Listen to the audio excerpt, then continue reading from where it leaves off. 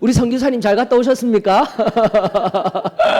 피곤하실 텐데 또 이렇게 또 하나님 앞에 나와 말씀에 무릎 꿇는 귀하고 복된 걸음 축복합니다. 잘 다녀오셔서 축복합니다.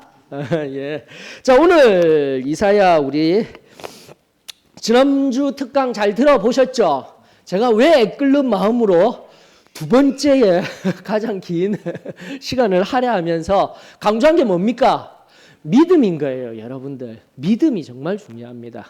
믿음은 다시 한 번 더 하나님을 신뢰하는 것입니다. 하나님의 지지를 원하는 것입니다. 그리고 그 믿음은 하나님이 주셨다는 거 우리 살펴보았습니다. 그리고 그 믿음을 온전히 우리가 올려드리며 지금도 그 믿음대로 살아갈 수 있는 통로는 뭐라고요? 말씀, 기도. 또 말씀에 흥황함이 있었을 때 무슨 역사가 일어났다고요? 성령의 역사가 일어났습니다라는 것. 그러므로 우리가 자꾸 힘들지만 하나님의 말씀을 붙드는 거예요. 힘들지만 예언서의 어려운 부분인 이사야서를 지금 붙들고 우리가 씨름하고 있는 겁니다. 다시 한 번 더 하나님의 말씀에 붙들린 사람, 하나님의 말씀에 충만한 사람, 그것이 바로 오늘날 성령으로 충만하여져서 세상 한가운데 참된 복의 걸음이 되는 놀라운 능력의 사람인 줄 믿습니다. 다시 한번 믿음으로 이 시간 온전히 하나님의 말씀 앞에 부복할 수 있는 저와 여러분들이 되십시다. 자, 오늘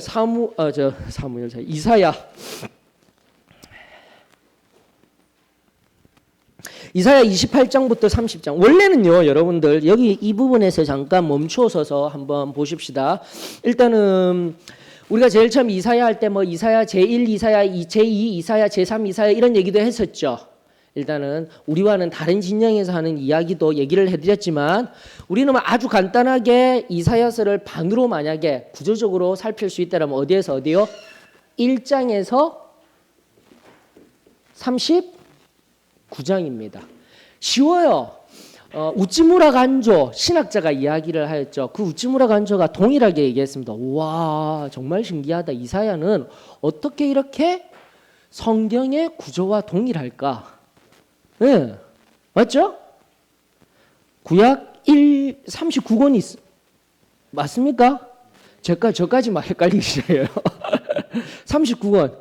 자, 여기에 보면은 예언적인 심판적인 이야기들이 있습니다. 여러분들. 그래서 제가 조금 더 구조를 조금 더 살펴드릴게요. 그리고 그 다음 그러면 뭐죠? 40장부터 66장까지 39권 맞죠? 27권 맞죠? 40권부터 66권까지 66장 40장부터 66장까지가 신약의 내용과 동일하게 하나님의 복, 하나님의 희망이 주어지는 것이 이사야서예요. 저는 전통적인 이런 관점을 가지면서 이사야서를 보시는 게 정말 좋으실 것 같으셔요. 아멘이시죠? 그래서 우리 40장에서 66장은 열왕기하, 지금 역대하를 계속 살펴보면서 이스라엘의 마지막 역사를 우리 살펴보고 있습니다. 그 가운데 다시 한 번 더 40장에서 66장 살펴볼 수 있기를 원하고, 자, 여기서 우리 잠시 또 1장에서 39장을 구조적으로 다섯 부분으로 나눌 수가 있습니다. 그래서 여러분들이 한번 미리 이사야서를 보실 때 통으로 한번 읽어보시면 도움이 되실 것입니다. 지금 부산에서 제가 참 감사하게도 우리도 말씀하니까 부산에서도 제가 책을 하나 안 들고 왔네요. 여러분들에 소개시켜 드릴게요. 한 자매님이 아예 책까지 만드셨어요. 거기는 인쇄소에 맡겨가지고 통독할 수 있도록. 그래서 한 챕터를 볼 때 10장씩 10번씩 읽는 거예요. 그냥 한 장을 10번씩 읽는 방법으로. 그것도 참 좋은 방법이에요. 성경을 이해함에 있어서는 그 한 장을 전체를 이해할 수 있는 방법이죠. 그래서 여러분들이 성경을 바라볼 때도 한번 문맥 안에서 큰 틀 안에서 구조적으로 성경을 한꺼번에 바라보시면 도움이 되실 것입니다. 물론 지금 저희들이 하는 것은 뭐죠? 꾸준히 1년에 한 번씩 연대기 순으로 읽고 있습니다. 왜냐하면 제가 여러분들에게 누가 성경을 많이 읽고 지식적으로 많이 아는 것, 현학적인 사람, 그런 사람 원하지 않습니다. 다만 제가 원하는 것은 뭐죠?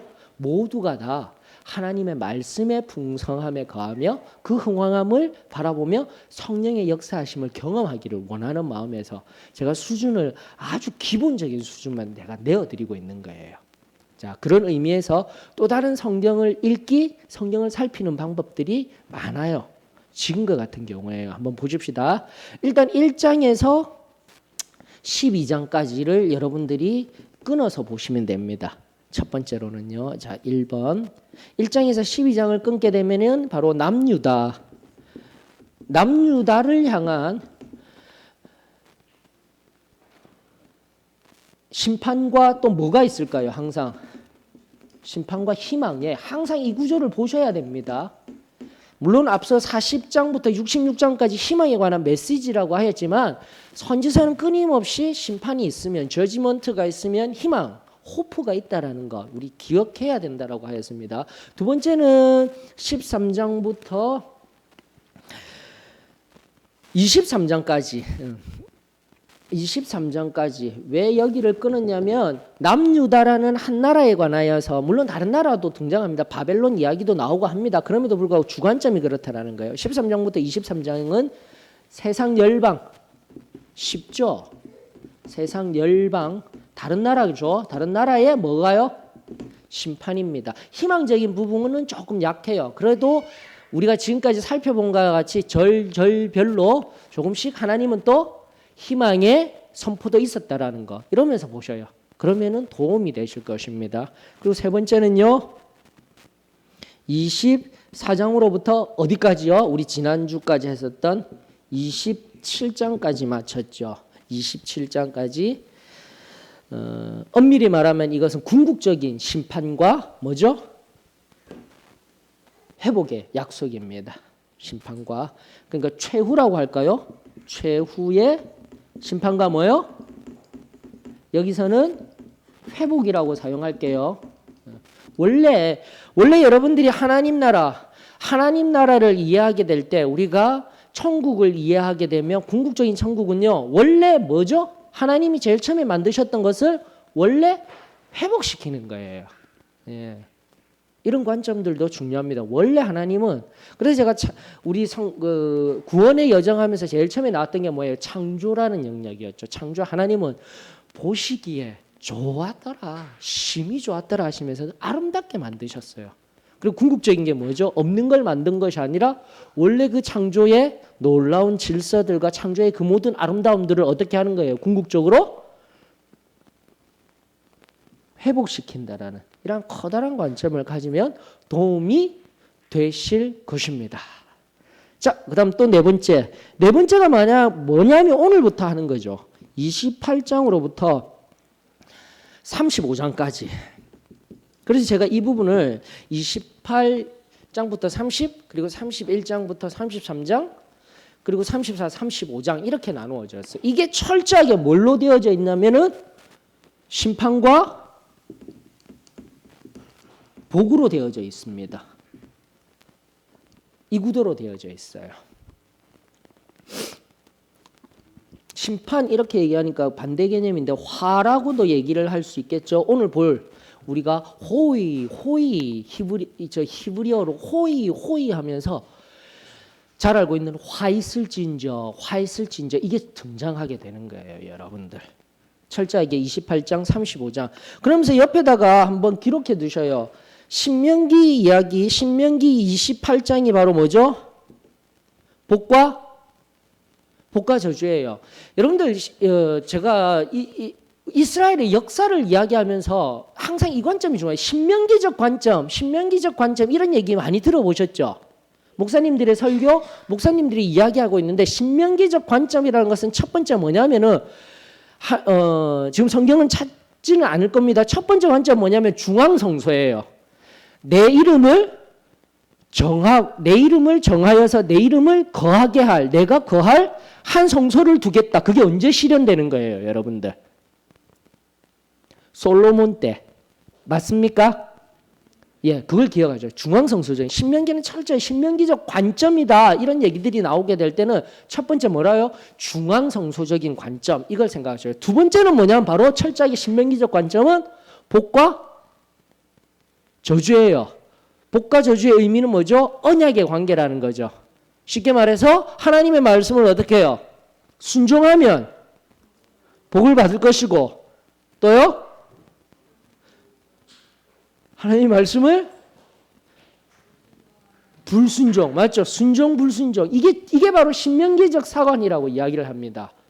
아주 간단히 신명기적 관점. 근데 그게 바로 구약의 큰 틀이에요. 그리고 신약의 한 분과로서 언약 신약의 가장 큰 틀이기도 합니다, 여러분들.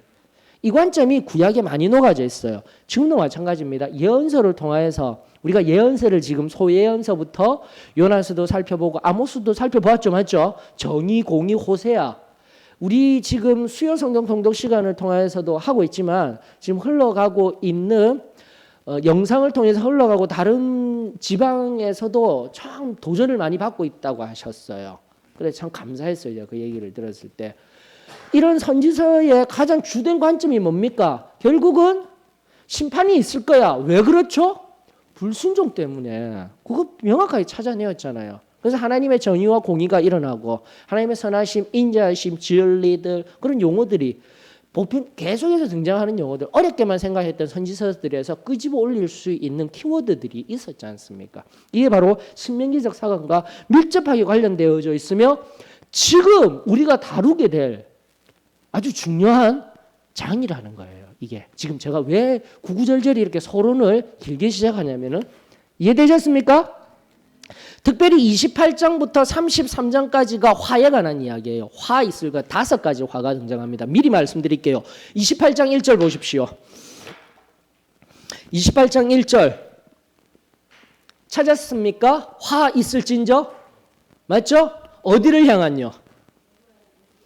에브라임. 그런데 여기에서요 참 중요한 게 있어요. 에브라임이 어디를 가리킵니까? 에브라임 맞죠? 북이스라엘을 가리키는 용어라고 하였습니다. 상징적인 용어. 근데 에브라임을 가르쳐서 시작하였지만은 28장 지금 이제 살필 겁니다. 시작하였지만 결국은 유다를 향하였습니다. 여러분들 이걸 보셔야 돼요. 28장도 철저하게 결론적으로 누구에게 하는 말씀요? 유다예요. 이걸 아셔야 됩니다. 그리고 지금도 28장 35절 누구를 향한? 예. 유다를 향한 이야기들로 꾸며져 있다는 것을 아셔야 됩니다. 29절입니다. 여기에 29장 1절에는 어디 있는 거예요? 화 있을진저가. 어떻게 번역되었을까요? 슬프다로 번역되어져 있습니다. 슬프다로. 그래서 제가 언젠가 누가복음 강의하면서 알려드렸죠. 가룟 유다를 향하여서 예수님이 하셨던 말씀 생각납니까? 이 사람은 화 있을진저가 아니라 그건 좀 번역을 좀 다시 했으면 좋겠다 했잖아요. 아, 슬프다. 맞죠? 강의하면서 얘기했죠. 이런 뉘앙스들이 있어요. 히브리인들에게는요. 화 있을진저 하고 책망하는 듯한 말도 있지만 그 말의 의미, 그 속에는 깊은 의미는 뭐예요? 인자하심이 녹아져 있다는 거. 이걸 한결같이 발견할 수 있으셔야 합니다. 아멘이십니까? 결코 우리 하나님은 심판을 선포하시면서 멸망받기를 원하는 것이 아니라 뭐라고요? 그 마음 깊은 곳에서는 인자하심, 긍휼하심이 포함된 용어다라는 것을 항상 생각하셨으면 좋겠습니다. 29장 1절에 나와 있네요. 또 30장 1절에 또 나와 있죠. 맞습니까? 예. 그 다음 31장 1절 찾으셨습니까? 찾으셨습니까? 자, 그런데 유일하게 앞서도 말씀드린 33장, 34장이 복에 관한 이야기인데 32장이 여기에서도 또 등장하고 있어요.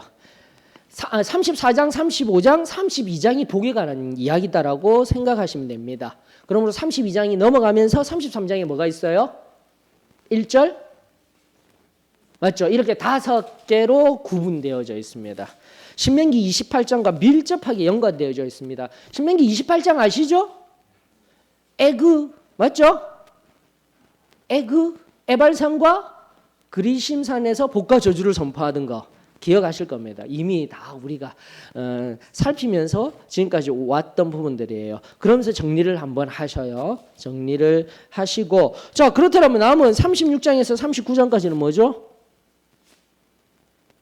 이게 중간에서 살짝 멈추어서 누구 이야기가 등장하는 겁니까? 어느 왕의 이야기? 맞죠? 히스기야 왕의 이야기 나오죠? 히스기야 서술에 관한 이야기가 나오고 있습니다. 오, 이거 뭐야? 이사야, 굉장히 힘들 줄 알았는데 뭐예요? 간단하죠? 아멘이십니까? 목사님 간단한 것 같지만 안 간단해요. 근데 간단하게 제가 지금 정리를 해드리고 있습니다. 어떠셔요? 괜찮으시죠?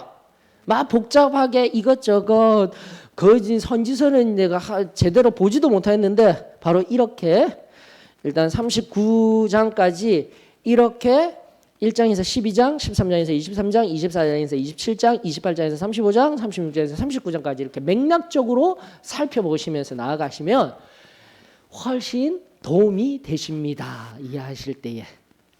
자, 그러면서 오늘 제가 잠깐 멈출게요. 오늘 이렇게 세 부분으로 이 부분을 세 부분으로 네 부분이죠. 네 부분으로 나누었었는데 하나님 말씀 붙들고 씨름하다 보니까 이렇게 네 부분으로 나눌 게 아니더라고요. 결국은 어떻게 할지는 또 하나님 앞에서 하나님 말씀 주시고 또 붙들어 주시는 대로 갈 겁니다. 오늘은 28장 한 장 가지고 또 하나님 주시는 것들 우리 함께 나누면서 갈 수 있기를 원합니다. 그럼 다음 주에는 어떻게 해오시면 됩니까? 예. 그래서 우리 장속에 각 장속에 지금 방금 말해서 화 있을진저 보셨습니다. 맞습니까?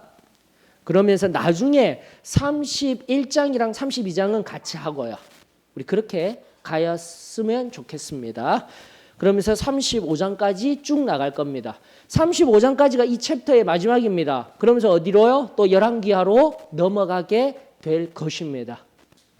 계속해서 우리 연대기 순으로 지금 쭉 시간순으로 성경을 배열하여서 살피고 있습니다. 맞습니까? 네. 자, 28장 우리 오늘 다 같이 한번 볼 수 있도록 하십시다. 28장.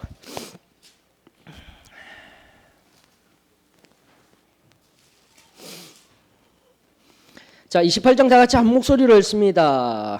28장입니다. 에브라임의 술 취한 자들의 교만한 면류관은 화 있을진저 술에 빠진 자의 성 곧 영화로운 관같이 기름진 골짜기 꼭대기에 세운 성이여 쇠잔에 가는 꽃 같으니 화 있을진저 보라 주께 있는 강하고 힘 있는 자가 쏟아지는 우박같이 파괴하는 광풍같이 큰 물이 넘친같이 손으로 그 면류관을 땅에 던지리니 에브라임의 술 취한 자들의 교만한 면류관이 발에 밟힐 것이라. 그 기름진 골짜기 꼭대기에 있는 그의 영화가 쇠잔에 가는 꽃이 여름 전에 처음 익은 무화과와 같으리니 보는 자가 그것을 보고 얼른 따서 먹으리로다. 그날에 만군의 여호와께서 자기 백성의 남은 자에게 영화로운 면류관이 되시며 아름다운 화관이 되실 것이라. 재판석에 앉은 자에게는 판결하는 영이 되시며 성문에서 싸움을 물리치는 자에게는 힘이 되시리로다. 그리하여도 이들은 포도주로 말미암아 옆걸음치며 독주로 말미암아 비틀거리며 제사장과 선지자도 독주로 말미암아 옆걸음치며 포도주에 빠지며 독주로 말미암아 비틀거리며 환상을 잘못 풀며 재판할 때에 실수하나니 모든 상에는 토한 것, 더러운 것이 가득하고 깨끗한 곳이 없도다. 그들이 이르기를 그가 누구에게 지식을 가르치며 누구에게 도를 전하여 깨닫게 하려는가? 젖떨어져 품을 떠난 자들에게 하려는가? 대저 경계에 경계를 더하며 경계에 경계를 더하며 교훈에 교훈을 더하며 교훈에 교훈을 더하되 여기서도 조금 저기서도 조금 하는구나 하는도다. 그러므로 더듬는 입술과 다른 방언으로 그가 이 백성에게 말씀하시리라. 전에 그들에게 이르시기를 이것이 너희 안식이요 이것이 너희 상쾌함이니 너희는 곤비한 자에게 안식을 주라 하셨으나 그들이 듣지 아니하였으므로 여호와께서 그들에게 말씀하시되 경계에 경계를 더하며 경계에 경계를 더하며 교훈에 교훈을 더하며 교훈에 교훈을 더하고 여기서도 조금 저기서도 조금 하사 그들이 가다가 뒤로 넘어져 부러지며 걸리며 붙잡히게 하시리라. 이러므로 예루살렘에서 이 백성을 다스리는 너희 오만한 자여, 여호와의 말씀을 들을지어다. 너희가 말하기를 우리는 사망과 언약하였고 수월과 맹약하였은즉 넘치는 재앙을 밀려올지라도 우리에게 미치지 못하리니 우리는 거짓을 우리의 피난처로 삼았고 허위 아래에 우리를 숨겼음이라 하는도다. 그러므로 주 여호와께서 이같이 이르시되 보라, 내가 한 돌을 시온에 두어 기초를 삼았노니 곧 시험한 돌이요 귀하고 견고한 기초돌이라.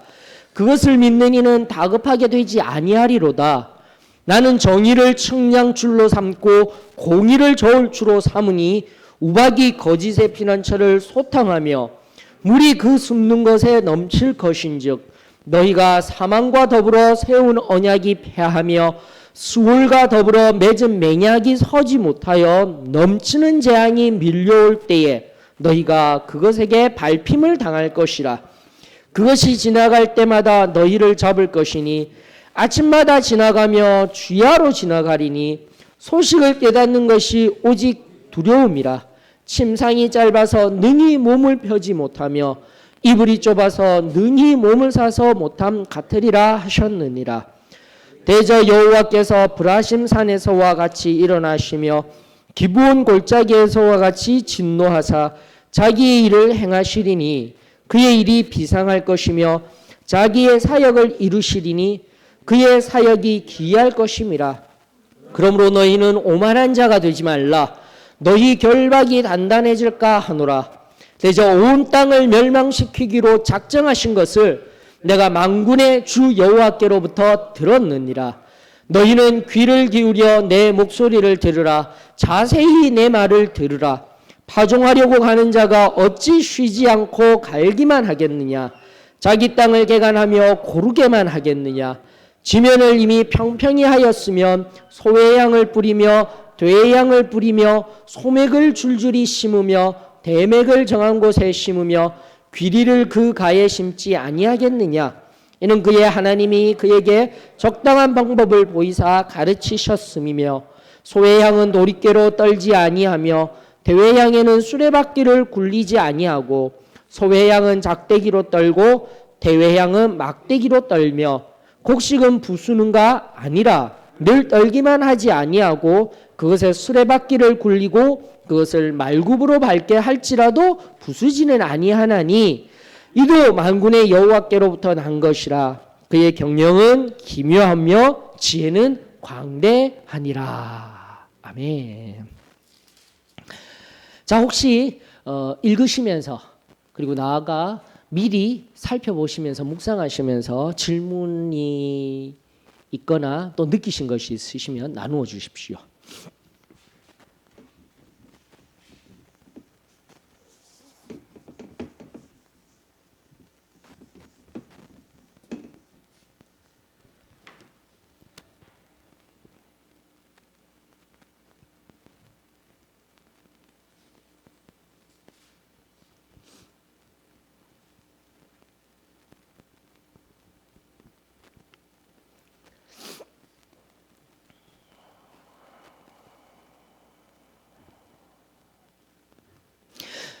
지금 28장이 언제쯤일 것 같습니까, 여러분들?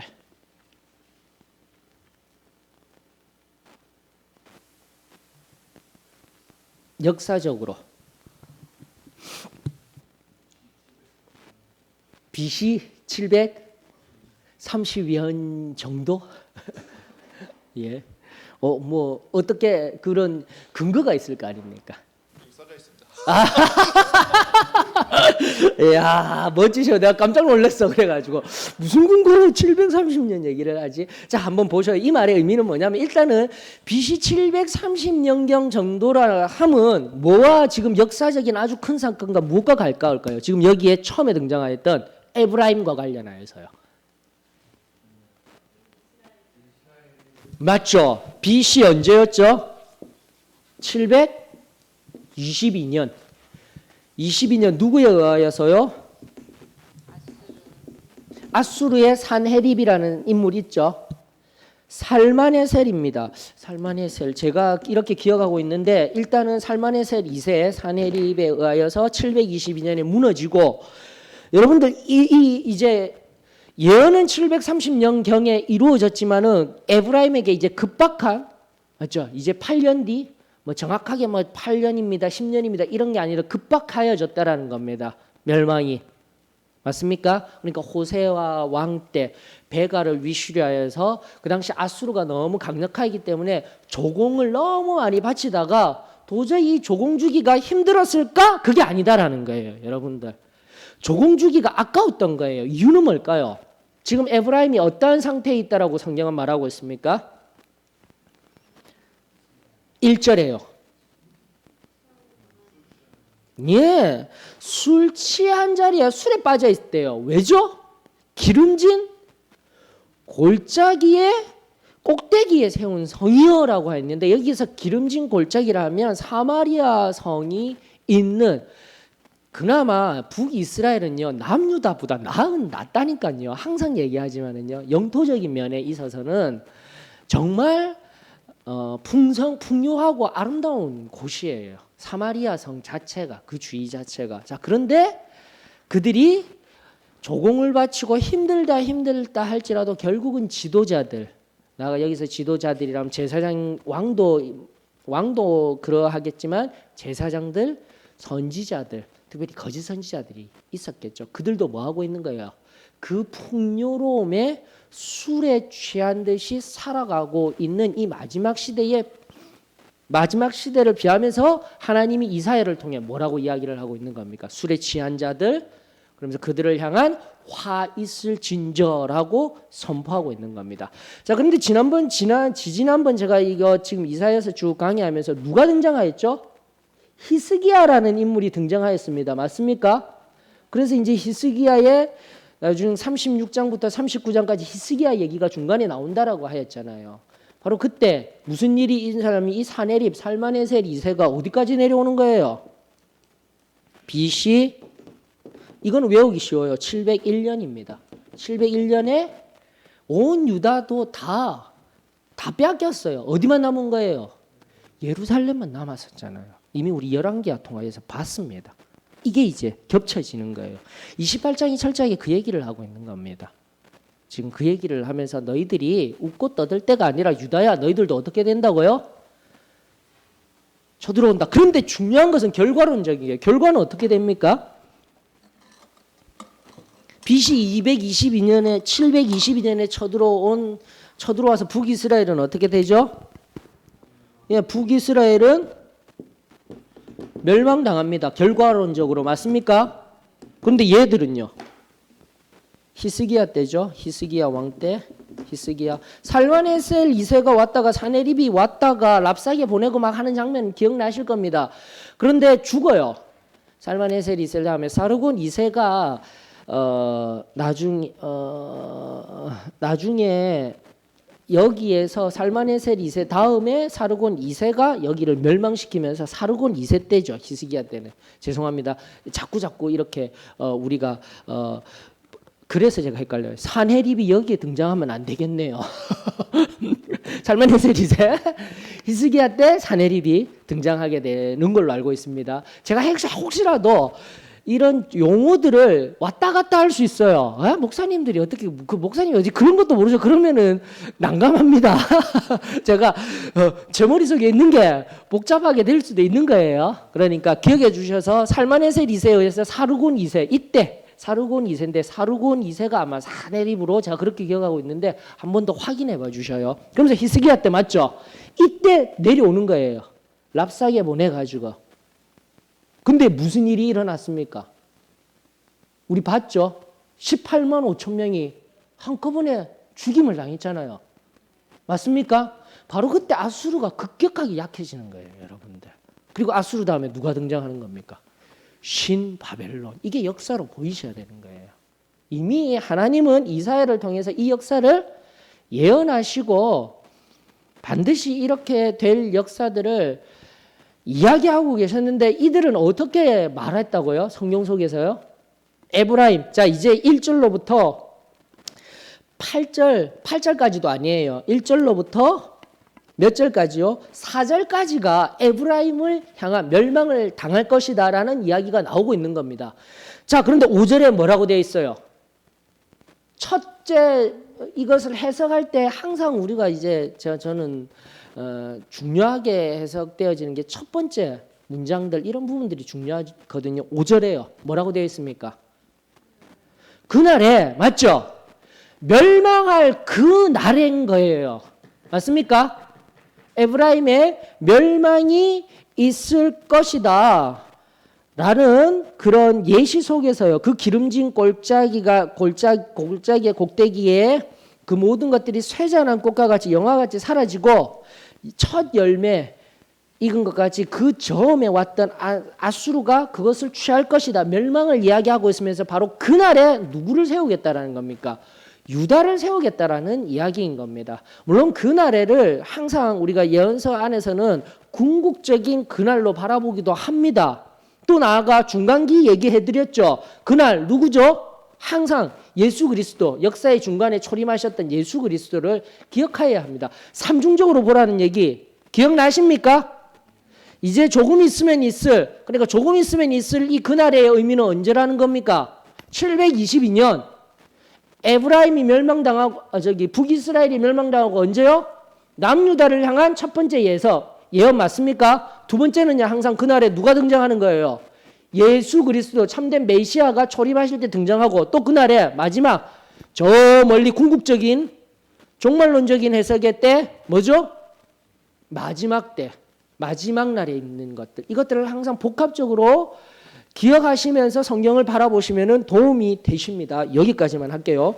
자, 그러면서 그날에 만군의 여호와께서 자기 백성의 남은 자, 맞죠? 이때 남은 자가 누군 거예요? 남유다인 겁니다, 여러분들. 남유다. 가장 가까운 해석, 제가 해석하는 법, 이사야서를 살펴보는 방법들을 알려드렸습니다. 자, 그랬어요. 그러면서 5절부터 보십시다. 남은 자에게 영화로운 면류관이 되시며 아름다운 화관이 되실 것이다. 그 당시까지는 북이스라엘이 잘 살았어요. 남유다는 항상 힘들어요. 늘 힘들어요.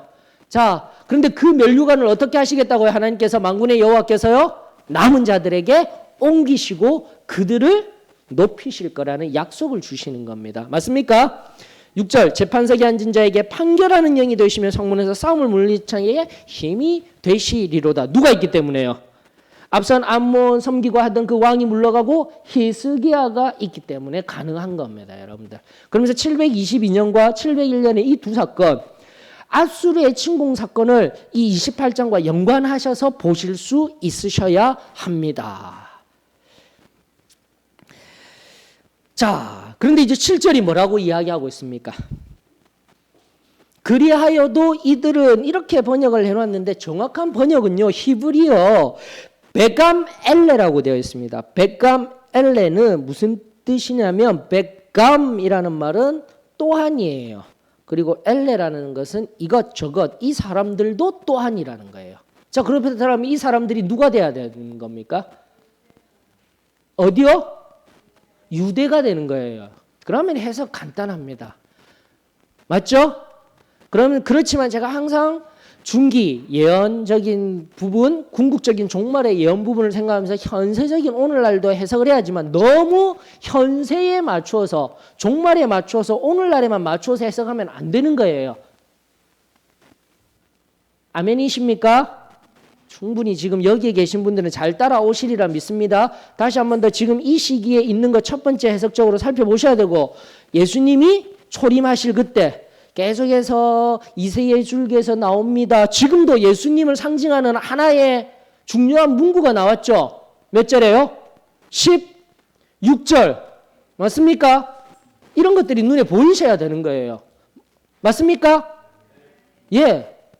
스가랴서뿐만이 아니라 베드로 전서에도 이거 나오는 겁니다. 기초석, 머릿돌, 모퉁이돌, 이게 여기에 나오는 거예요, 여러분들. 그래서 성경을 그냥 아무렇게나 보시면 안 됩니다. 다시 한 번 더 말씀드립니다. 성경 지금 우리가 예언서를 해석하면서 첫 번째는 지금 역사의, 근접한 역사의 이야기들 이사야를 통해서 합니다. 그러나 해석적인 관점에서 예수님, 재초림 이 땅에 오신 메시아가 오신 그때를 상징하기도 합니다. 중기적인 관점, 나아가 궁극적인 종말의 때 관점을 가지시는 것도 중요하지만 해석적인 영역에 있어서는 가까운 이 부분에서의 해석 분명히 우리가 바르게 할 수 있어야 합니다. 그렇지 않으면은 제가 계속해서 강조할 때 예언서 부분, 와 이번에 또 봤어요. 새일교회 혹시 보셨습니까? 새일교회 제가 알려드렸죠. 그 이단 그 예레미야서에 보면 북쪽에서 막 이런 거 압수로 몰려오는 그런 거 듣고 누구와 지금 상징해서 해석하고 있어요. 북한 멸공 막 십자가 빨갛게 해놓고 막 그 스피커 막 틀어놓고 다니시는 그런 차량 보셨죠? 와 차가 그런데 바뀌었더라고요. 엄청 좋은 차로 카니발하고 문차로 바뀌어가지고 예전에는 털털거리면서 가는데 요즘에는 막 굉장히 또 잘 엊그저께 보니까 차 2대가 그렇게 하면서 또 가고 있는 거예요. 제가 왜 이야기를 드리는 겁니까? 해석을 잘못하게 되면 그런 일이 일어난다니까요. 아수르를 향한 지금도 종말론적인 현상에서 자리 잡았을 때 오늘날 우리 안에 섞인 상황적인 해석론을 하게 되면 남한인 우리 그리고 위에서 쳐들어올 때는 어디밖에 더 있어요? 북한밖에 없잖아요.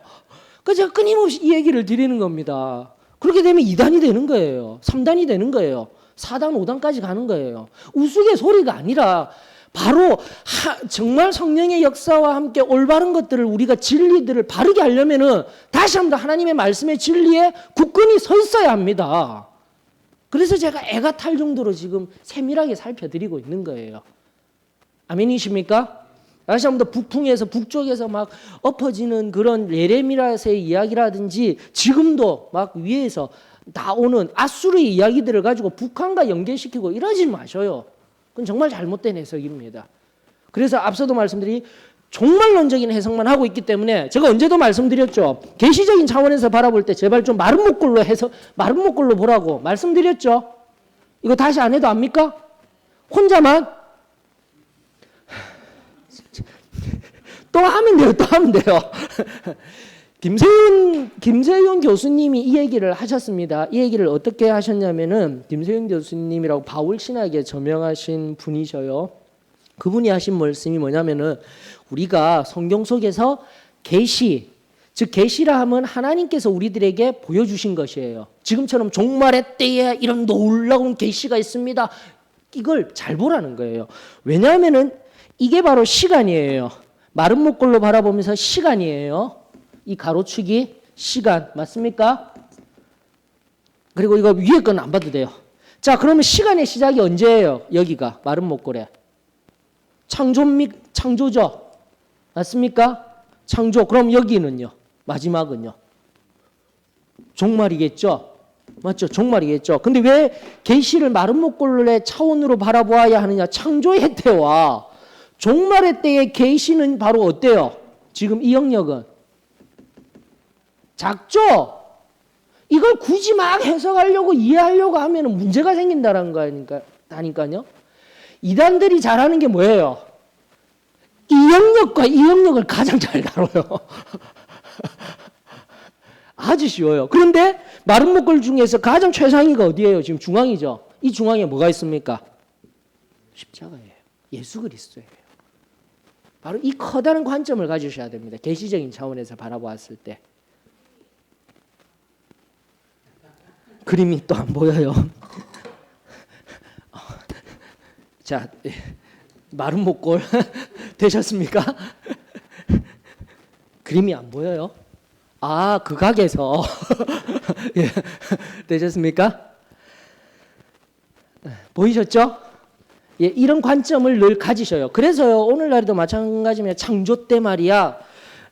특별히 제가 언젠가 통일교 얘기도 해드렸죠. 통일교 원리강론 이야기하고 있을 때 선악과를 먹은 사건을 통일교에서는 어떻게 이야기한다고요? 다른 외경서를 통해서 다른 외경서에 보게 되면 성경이 아닌 다른 외경서에 보게 되면은 하나님이 창조하실 때 아담과 이브만 창조하신 게 아니라 우리도 물론 알고 있습니다. 아담과 이브만 창조하시는 것이 아니라 다른 것들도 많은데 여자를 하나 더 만들었대요.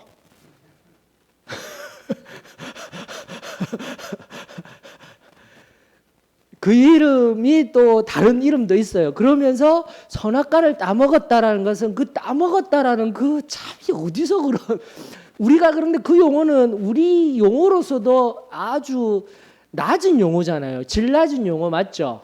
그러니까 그걸 남자와 여자와의 관계에 의한 걸로 해석을 하면서 이야기를 하는 겁니다. 아담이 바로 성범죄를 일으켰다라는 겁니다. 근데 그걸 버젓이 가르치고 있다니까요. 이단들이 여기 창조 영역에 있어서요. 와. 황당스럽죠. 근데 그 황당함을 가진 저기 통일교는 이단도 아니고 뭐죠? 사이비예요, 사이비. 여러분들. 성경을 그들은 말하는 것이 아니라 뭐요? 성경보다도 더 높이 있는 원리 강론이라는 책을 이야기하고 있잖아요. 몰몬교도 마찬가지고요. 몰몬경이라는 것, 조셉 스미스에 의한 이런 부분들에 대해서 우리가 명확한 지식을 가지지 아니하면 지금도 마찬가지예요. 제가 누차 강조하지만 예언서를 지금 다루면서도 전통적인 해석법을 우리가 모르게 되면은 어느 순간 오늘날 종말의 때 이야기하면서 지금도 이 관점을 바라보시면서 명확한 성경의 진리들을 바르게 알고 있지 못하면 그냥 보수적인 관점에 가지신 분, 또 우리의 아픈 역사 속에서 50년 그 이념과의 대전쟁 속에서 공산주의자들에 의하여서 아픔을 가진 어린 날에 상처가 가져셨던 어르신들은 세일교회에 가요, 여러분들. 왜냐하면 그게 올바른 해석 같으니까요. 공산주의자들은 정말 악한 사람들이에요. 그들에게 있어서는. 그리고 그들과 다툴 그런 부분들과는 다투시지 마셔요. 여기서 다투지 말고 세일교회와 다투지 말라는 것이 아니라 그분에게 있어서는 어린 날로부터 받은 상처에 온 가족이 다 죽임을 당했는데, 그래서 젊은 세대들에게도 우리 어머니 아버지 세대들 할아버지 할머니들이 가진 역사적 경험 속의 아픔들을 이해하라고 저는 늘 이야기를 하고 있습니다. 우리는 경험해 보지 못했지만은 그분들에게는 끔찍한 경험인 거예요. 여러분들 그걸 놓고 아직도 이념 논쟁을 합니까? 우리는 그렇게 극단적으로 이야기를 하면 안 되는 거예요, 여러분들. 자, 그런 경험 안에서 말씀의 해석이 일어나게 되면은 간다 안 간다? 갑니다, 여러분들. 그러므로 우리가 바로 알아야 돼요, 성경을 할 때. 옆으로 지금 많이 갔지만 다시 한번 더 제가 왜 애가 타도록 지금 한 말씀 한 말씀을 놓고 같이 성경 공부를 하고 있는 이유들에 대해서 다시 한 번 더 알려드리고 있습니다. 자, 우리 말씀으로 돌아가십시다. 자, 다시 한 번 더 7절 어떻게 해요? 우리 7절 보고 있습니다. 그리하여도 이들을 조금 더 원문의 입각에서 살펴보게 되면 베감 엘레라고 해서 이 사람들도 또한입니다. 이 사람들은 누구라고요? 유대인들이에요. 유대인들도 어떻게 하고 있는 거예요? 하나님이 분명히 그 능력을 주셨지만 여기서 아주 중요한 용어가 또다시 원리가 등장합니다. 하나님은 끊임없이 뭘 주신다고요? 은혜를 주셔요. 하나님은 한결같으시다니까요, 여러분들. 근데 누가 문제라는 겁니까? 예, 우리의 믿음 없음이 문제입니다. 이게 성경이 한결같이 우리에게 주었던 원리입니다. 그러므로 하나님이 왜 악을 창조하셨어요? 왜 인류의 역사 속에 이렇게밖에 못하셔요? 우리의 삶 속에 왜 개입하시지 아니하시고 내가 힘들 때 어디에 계셨어요? 하나님은 늘 계셨어요. 그러나 그 상황 속에서도 그 아픔 속에서도 그 모든 시간 속에서도 나는 무엇을 내어드릴 수 있어야 됩니까? 믿음을 내어드릴 수 있어야 합니다라는 거죠. 오늘 여기에 모인 저와 여러분들에게 그 순전한 믿음이 늘 거하기를, 늘 함께하기를 주의 이름으로 축원합니다. 예, 그들 또한 독주로 취하여서요 제사장, 선지자들, 남유다에 있는 사람들도 어떻게 해요? 토한 것, 더러운 것으로 가득하였다라고 이사야를 통해서 하나님은 어디를요? 에브라임이 아닙니다. 에브라임 잠깐 나왔지만 결국은 남유다를 향하여서 심판을 선언하고 계시고, 이제 28장에서 잠시 살펴보겠지만 23절로부터 29절까지 다시 한번 더 하나님의 기묘하고 놀라운 일이 예비되어 있지 아니하느냐. 앞서 BC 722년에는 북이스라엘은 멸망당하겠지만 남유다는 어떻게 하겠다고요? 하나님이 회복시키고 다시금 함께 하여 주시겠다라는 약속이 어디에 있냐라면은 지금 5절에 6절에 그들에게 주어졌다라는 거 기억할 수 있기를 원합니다. 그럼 지금까지 해석 잘 되었습니다. 맞습니까? 자, 그러면서 다시 한 번 더 9절로 갑니다. 그럼에도 불구하고 이렇게 이사야가 하나님 앞에 외치건만 아주 재미난 구절들이 나오고 있는 거예요. 9절에 맞습니까? 그들이 뭐라고 이야기를 하고 있는 겁니까? 9절 10절을 통하여서요. 간단하게 누가 누구에게 가르치고 있어? 이사야 너가 아무리 나에게 얘기하는 건 무슨 어린아이 가르치듯, 여기서 어린아이를 하면 젖떨어져 품을 떠난 자들에게 하는 듯 하느냐라고 하면서 뭐라고 되어 있습니까? 경계에 경계를 더하고 경계에 경계를 더하고 교훈에 교훈을 더하고 교훈에 교훈을 더하고 같은 말이 계속 반복되고 있죠. 이거 히브리어에서도 동일합니다. 차브, 라차브, 차브, 라차브, 카브, 라카브, 카브, 라카브라고 얘기를 하고 있는데요. 그러면서 그대로 번역한 거예요. 즉 어린아이에게 안 돼, 너 그러면 안 돼, 너 그러면 안 돼 이렇게 가르치듯 우리에게 말하고 있느냐라는 겁니다. 여러분들 어떠셔요? 무엇이 보입니까? 교만함도 보이고요. 또요. 지금 혹시 여러분들의 내 마음이 이랬어 이렇게 발견하실 수 있으시면은 아멘이신 겁니다. 목사님이 했던 말 또 하고 아는데 또 자꾸 이런 거 하고 이랬을 때 이들의 상태, 여러분들 이 말씀을 바라보면서 왜 이렇게 했을까? 왜 이렇게 어린아이와 같이 했을까? 어린아이와 같이가 아니라 왜 이런 어리숙한 자리에 있었을까 하는데 항상 우리에게 적용을 해야 되는 겁니다. 내가 지금 이 순간 그러고 있는 거예요. 왜 다 아는 말씀 하셔요? 왜 똑같은 말씀 하셔요? 이게 바로 지금 여기 9절로부터 10절까지 있는 하나님의 말씀이었던 것입니다. 조롱하고 있는 거예요. 근데 그 용어를 명확하게 나타내 주고 있는 것이 뭐냐면은 오만이라는 용어로 등장하게 됩니다. 14절에 보면 오만한 자여라고 나오고 있죠. 여기 라촌이라는 용어로 나오게 되는데요. 조롱하다, 경멸하다, 빈정되다라는 용어입니다. 여기 오만이라고 번역된 용어가. 왜 그렇게 오만한 자여 하면서 하나님이 말씀하였는지 우리들에게 알려주고 있는 거예요. 자, 잠시 내려놓고 우리 자신에게 적용하는 겁니다. 말씀 앞에서. 지금도 내가 하나님의 말씀 앞에서 또다시 계속되는 말, 내가 아는 말, 그리고 똑같은 말 같은데 왜 자꾸 하십니까? 왜 자꾸 하십니까? 지금도 내 마음으로 하나님의 말씀을 경멸하고 조롱하고 있다라면 우리 겸손히 엎드려서 하나님의 말씀 앞에 경청할 수 있는 은혜가 있었으면 좋겠습니다.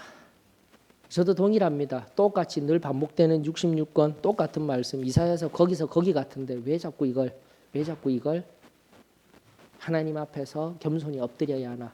시대가 그렇습니다. 여러분들 끊임없이 내가 하나님의 말씀.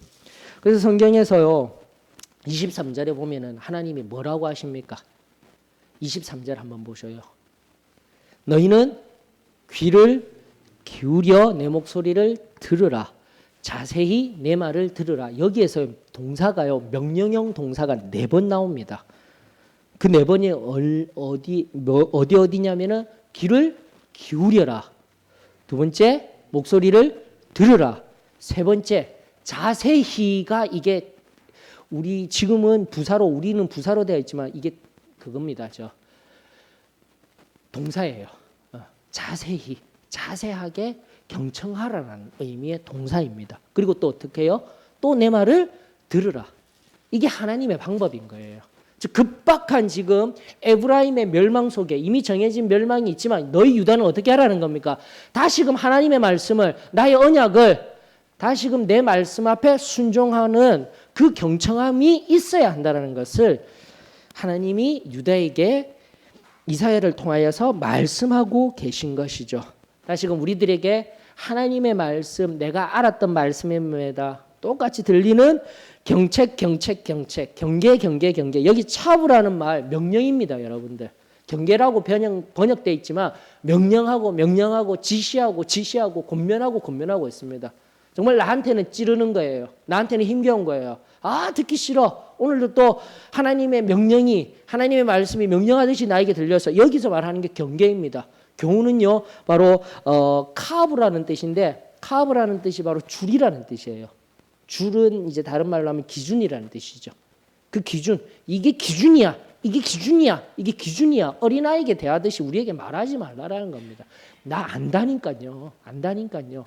이것이 오늘날 우리의 모습이었다라면 오늘도 하나님께서 우리들에게 계속해서 들으라고, 자세히 들으라고, 또 들으라고 말씀하시는 그 말씀에 내가 한 번 더 적용하는 은혜가 있었으면 참으로 좋겠습니다. 그러다가 이제 11절로부터 9절 10절 보았습니다. 11절로부터 13절에 무슨 일이 있게 되냐면 11절에 보면 덧없는 입술과 다른 방언으로 말하는 사람들이 와서 이렇게 말할 거라는 거예요. 덧없는 입술과 다른 방언 누굽니까? 아수르. 다시 한번 더 701년이에요. 지금은 저기 바벨론까지 가지 마십시다. 701년에 누가 온다고요? 아수르가 와서 동일하게 이 얘기를 할 거라는 겁니다. 동일하게 이러한 말씀 주셨을 때 너희들에게는 상쾌함이 있었고 안식이 있었지만 다시 한 번 더 여호와께서 그들에게 말씀하시되 경계에 경계를 더하여라, 교훈에 교훈을 더하여라 하면서도 하는데 조금 듣다가 넘어지고 부러지고 걸리고 붙잡히게 되리라라고 이야기를 하고 있는 겁니다.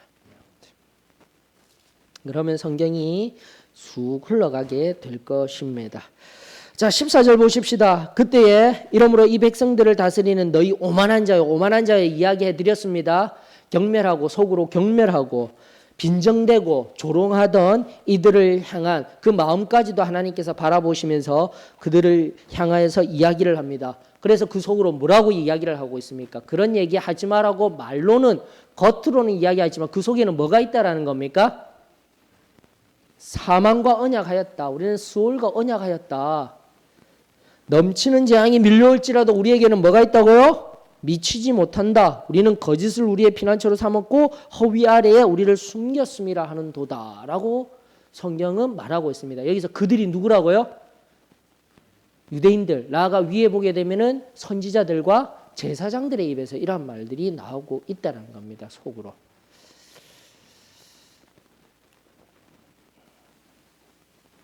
제가 지난주 설교하면서 고삐를 늦추지 마십시오 했죠.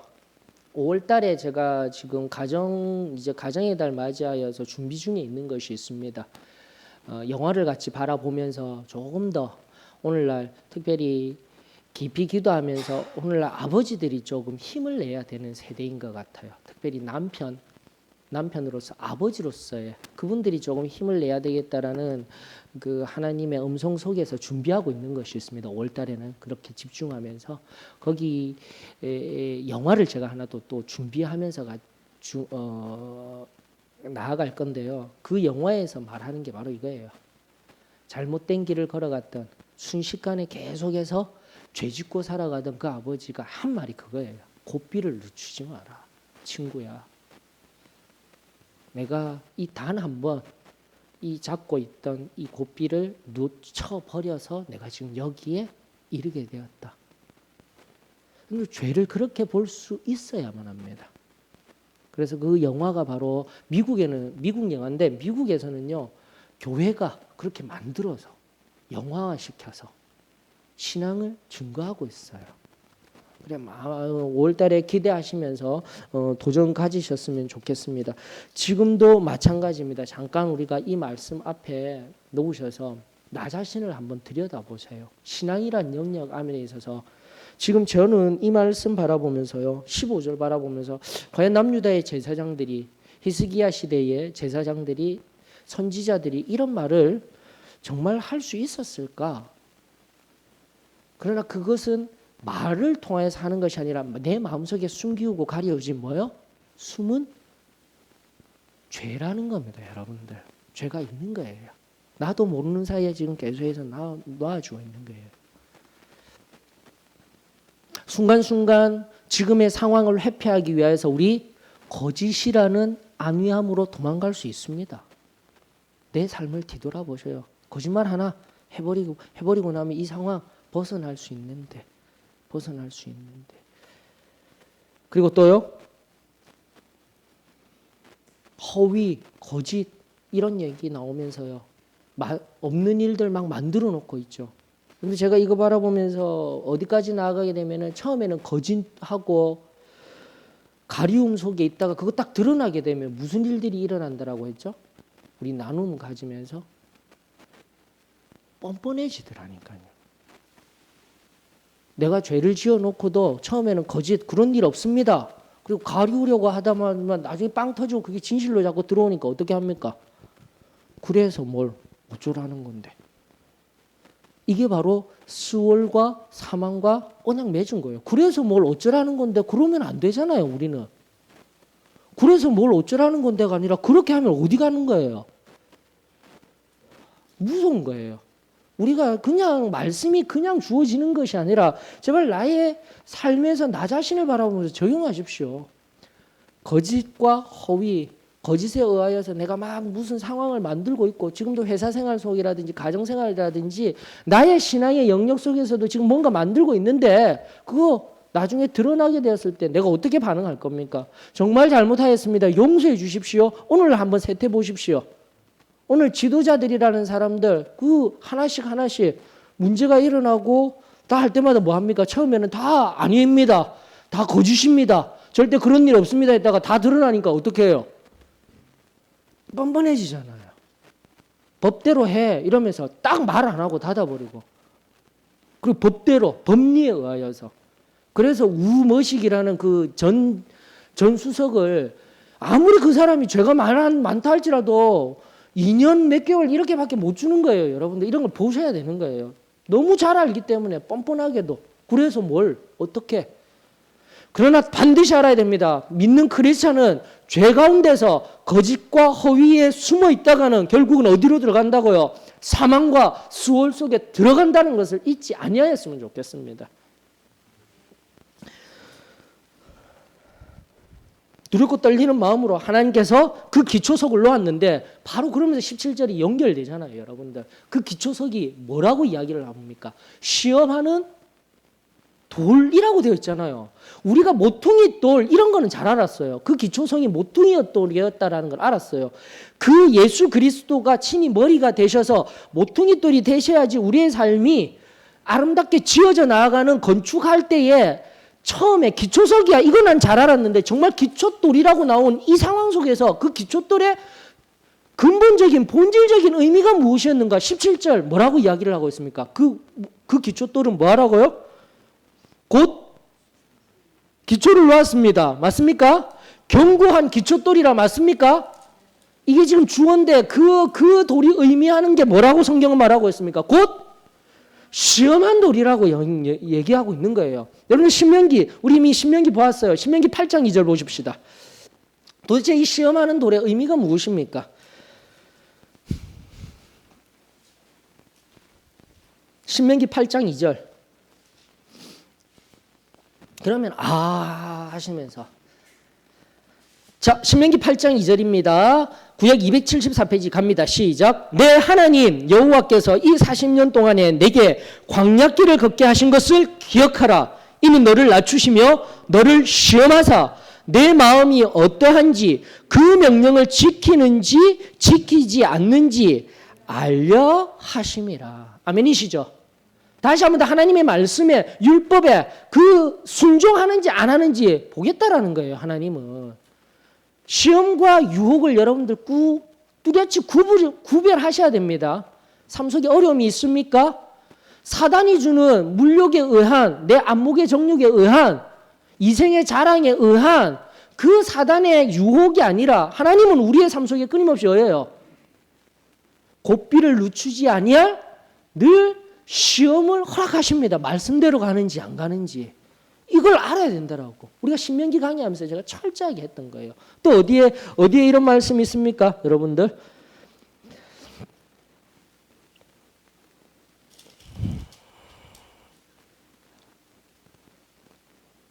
신명기 13장 3절에 가보십시다.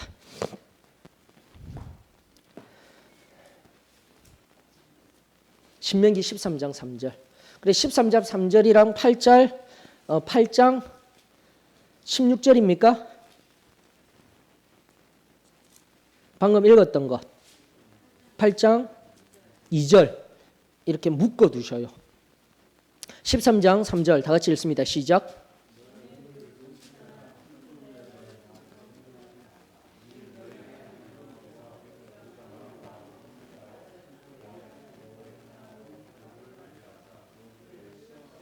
아멘이시죠. 나중에 결국 하나님이 주셨을 때 가나안에 다닐 때도 하나님이 말씀으로 우리를 시험하셨고요. 또요. 나중에 선지자가 일어나고 꿈꾸는 자가 일어나서 그 선지자 하나님의 말씀이라 할 때도 어떻게 하라고요? 내 마음과 온 마음과 뜻을 다하여 여호와를 사랑하는 마음으로 어떻게 하라고요?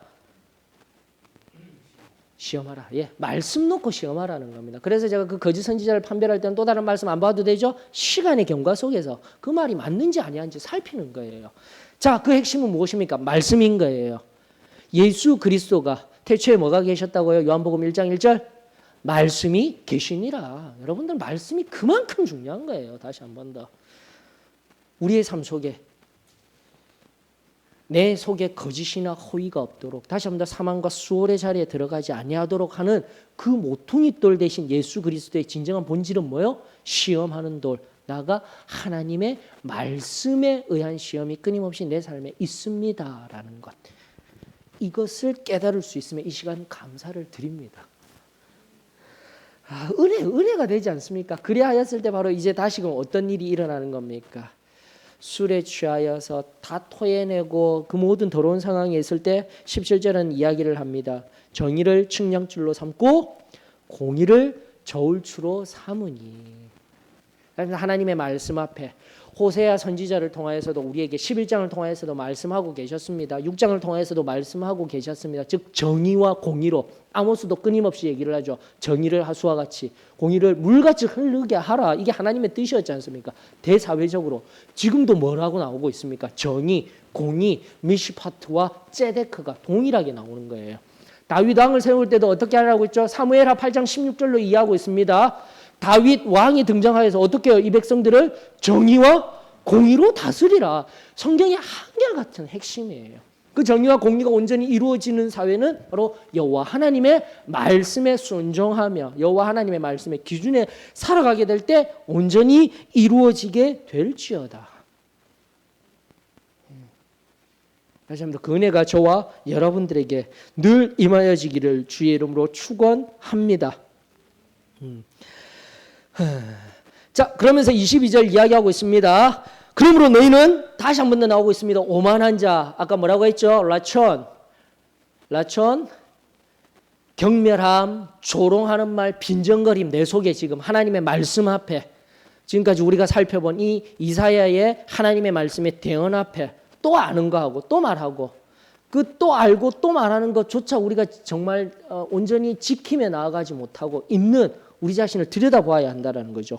오만한 자가 되지 말라. 너희 결박이 단단해질까 하노라. 대저 온 땅을 멸망시키기로 작정하신 것을 내가 만군의 주 여호와께로 들었느니라 라고 성경은 말하고 있습니다. 다시 한번 내가 하나님의 말씀을 함부로 대하고 빈정거리고 경솔히 대하게 될 때에 오히려 죄로 인한 속박이 나아가 우리가 알고 있는 앞으로 일어날 일들, 일단 아수르의 손에서는 벗어나게 되지만은 조금 더 시간이 흐른 뒤에 120여 년 정도의 시간이 다시 흐른 뒤에 무슨 일이 일어납니까?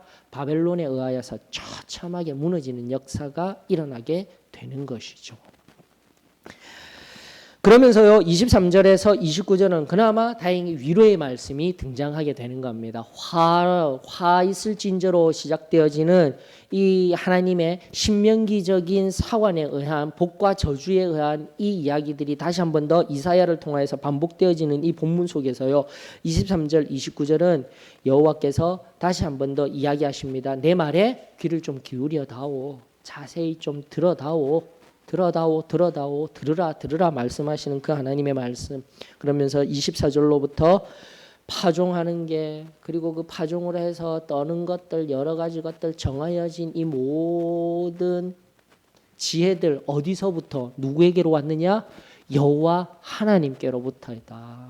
다시 한번 하나님의 말씀 속에 하나님의 대언하는 선지자의 그 입에 그 당시에는 기록된 말씀보다 선지자의 입술에 의한 하나님의 말씀이겠죠. 그 말씀 속에 이 놀라운 기묘한 것과 지혜의 광대함이 있느니라 말씀하여 주십니다. 어떠죠? 28장 이렇게 보니까 엄청 감사하죠? 귀하죠? 결론은 또 뭡니까? 하나님의 말씀 속에서 내 속에 있는 숨은 죄악의 찢기가 있다라면 또 다시 발견하여서 하나님 앞에 겸손히 나 자신을 말씀에 대면하게 하여 주시는 은혜가 있음에 이 시간 감사를 드립니다. 여러분들 또 재미난 거 하나 알려드릴게요. 26절 한번 보셔요. 26절 이 위로의 말씀 속에 26절 이는 그의 하나님이 그에게 적당한 방법을 보이사 가르치셨음이라 라고 이야기하고 계시죠. 맞죠? 맞습니까? 그래서 28장을 보게 되면은 제가 계속 이야기를 합니다. 여러분들 삶이라고 하십시다. 우리가 삶, 이 땅에 살아와서 삶의 의미 명확하게 아시겠죠? 내가 언제 처음에 이 삶의 시작은 뭐라고 이야기를 할까요? 출생, 탄생이라고 이야기를 하겠습니다. 탄생. 성경적인 용어로 생명이라고 할게요. 맞습니까? 생명이 시작되어서 생명을 삶과는 조금 분리되어서 생각하셔야 됩니다. 그래서 여러분들 복음이 생명입니다. 삶입니다가 안 하죠. 일단은 처음 시작할 때 복음의 의미들을 처음에 이야기할 때 물론 삶의 영역입니다. 복음의 의미. 그냥 복음이라는 의미는 내 영혼이 다시금 어떻게 되는 겁니까? 새롭게 태어나는 거예요. 이 개념을 한번 깊이 생각해 보십시오. 삶의 처음 시작은 탄생입니다. 그리고 끝은요. 예, 맞잖아요. 여러분들 너무 잘 알고 있잖아요. 삶과 생명의 반대말이 아니라고 늘 얘기해 드리는 게 여기 있는 거예요. 죽음. 오늘 성경에 방금 나왔던 수월이에요. 사망이에요. 이 용어가 겹치고 있으셔야 됩니다. 28장 속에서 이야기하는 것. 사망. 자, 이렇게 되었을 때 여러분들 지금 삶을 이야기하는 용어가 방금 26절에 등장했어요. 일단 여기 이런 용어들에 대해서는 우리가 잘 알고 있어요. 그리고 하나님이 심판과 저주로서 이야기하는 것은 바로 이 영역입니다. 맞습니까? 근데 하나님이 다시 우리들에게 이야기하는 것은 생명의 시작과 함께 포함된 저는 이 영역이라고 말씀드리고 싶어요. 생명이 시작되어져야 뭐가 있는 거예요? 지금 삶이 있는 거예요. 이것을 깊게 생각해요. 여러분 그럼 죽음 이후에는요 또 생명 이후에 삶이 있다라는 현재형이 있었어요. ing 맞습니까? 그러면 죽음 이후에 끝? 이걸 기억해야 돼요. 맞죠? 이러면은 인생에 관한 우리에게 정말 성경적인 게 열리는 거예요. 여기 ing 우리는 반드시 어디를 가야 되는 거예요? 영생을 얻어야 되는 겁니다. 맞습니까? 그 다음에요. 영생을 못 얻게 되면 반대말로 벌이에요. 이게 지금 기독교가 명확하게 가르치고 있는 겁니다. 이게 지금 힘이에요. 특별히 이 영역이 희미하죠. 오늘날 아주 영향력을 미치는 미국의 복음주의권 내에서도 영벌, 지옥이라는 개념은 일단은 학문적인 영역으로 이야기를 하면서 그런 개념은 없어라고 이야기를 하죠. 전통적인 개념. 큰일 나는 겁니다. 큰일 나는 겁니다. 제가 왜 이야기를 드리냐면 ing형의 이것은 이제 ing가 영원이에요. 용어로 이거죠. 무한대입니다. 무한한 겁니다. 이 영역이 있어요. 자, 그렇다면 정말 중요한 이 영역을 온전히 이루기 위해서 이 영역도 중요합니다. 맞습니까? 중요하지만 가장 중요한 영역이 어디라는 겁니까? 눈으로 보니까 보이시죠? 뭐가 중요한 거예요? 이 영역이 중요한 거예요. 정말 중요한 거예요. 지금 하나님께 은혜 받고 내가 지금 이 다음 죽음과 함께 영원한 생명을 향해서 나아가는 지금의 이 한 걸음 한 걸음들이 우리 크리스찬에게 너무 중요한 거라는 겁니다. 그리고 하나님의 말씀은 우리들에게 끊임없이 그 얘기를 하고 있었고요. 제가 왜 이 이야기를 합니까? 바로 여기에 나오는 적당한 방법이 미슈파트라는 용어입니다. 근데 미슈파트가요. 앞서도 말씀드린 바와 같이 처음에는 공의로도 번역되고요. 심판하다, 판결하다라고 번역되지만은요. 여기에 삶과 관련된 용어로 습관하고 똑같아요. 제가 엊그저께 강의하면서 예수님이 습관처럼 감람산에 가셨다라고 했죠. 그 습관이란 용어 뭐라고 했습니까? 헬라어 에토스라고 하였습니다. 에토스, 로고스, 파토스, 에토스가 함께 어우러진 삶이 되어야 됩니다. 특별히 에토스를 통하여서. 그래서 제가 이 용어를 다시 정의하기를 뭐라고 했죠? 삶의 습관이라는 용어가 삶의 일상이라고 하였잖아요. 맞죠? 기억나시죠? 그런데 바로 여기 히브리어 용어가 바로 미시파트예요. 미시파트. ጼ데크. 정의, 공의가 바로 인간에게 있어서 삶과 연결되어진 용어로 사용되어지게 되면요. 하나님 편에 있어서는요. 정의와 공의지만 우리 인간 편에 있어서는 뭐라고요? 지금은 적당한 방법이라고 되어 있는데 무슨 용어요? 아멘. 이게 말씀입니다, 여러분들. 충분히 이해되셨습니까?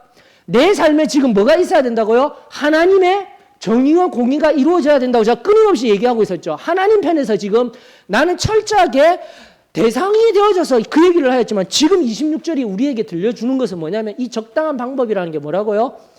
에토스, 미시파트라는 용어, ጼ데크와 동일하게 대응되는 용어로서 삶의 일상이라는 용어가 바로 미시파트, ጼ데크예요, 여러분들. 얼마나 놀라운 일입니까?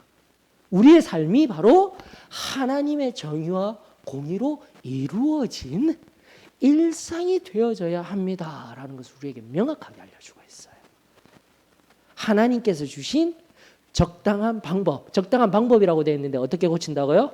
삶의 일상입니다. 그것이 바로 정의와 공의입니다라는 거예요.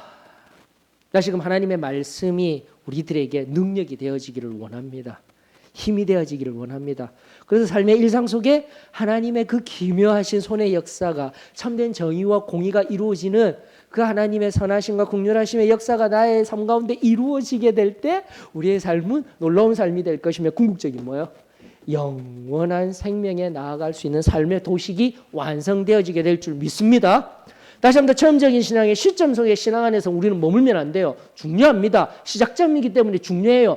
구원받고 성결함 받고 성령 침례를 이루어서 온전한 구원의 과정을 이루어 나가는 삶의 과정, 체험적인 과정도 중요하고 살아가고 있는 말씀에 의해서 살아가고 있는 이 삶이 얼마나 중요한지를 다시 한번 더 우리 깨달아 나아가는 은혜가 저와 여러분들에게 임하여지기를 주의 이름으로 축원합니다. 긴 시간이었습니다. 28장이 그만큼 중요했기 때문입니다. 이사야서, 특별히 예언서, 저 개인적인 고백이지만 끊임없이 제가 이제는 성서신학을 좀 해야 될 것 같아요. 하나님의 원어 하나를 가지고 씨름하는 그 은혜로 나아가야 될 것. 그리고 그렇게 들어가니까 자꾸 나오는 거예요. 하나님의 은혜가, 하나님의 말씀의 진리가. 그 놀라운 말씀과 진리들이 여기에 모인 우리 성도들, 나에게만 주신 것 아니에요. 목회자에게만 주신 것 아니에요. 신학자들에게만 주신 것이 아니라 이 말씀은 누구에게요? 우리에게 주셨습니다. 우리에게 주셨습니다. 기억하시며 하나님의 말씀으로 성령과 함께 세상 한가운데 삶 속에 우리 하나님을 증거해내는 저와 여러분들 놀라운 삶이 되어지기를 주의 이름으로 축원합니다. 기도하고 마치겠습니다.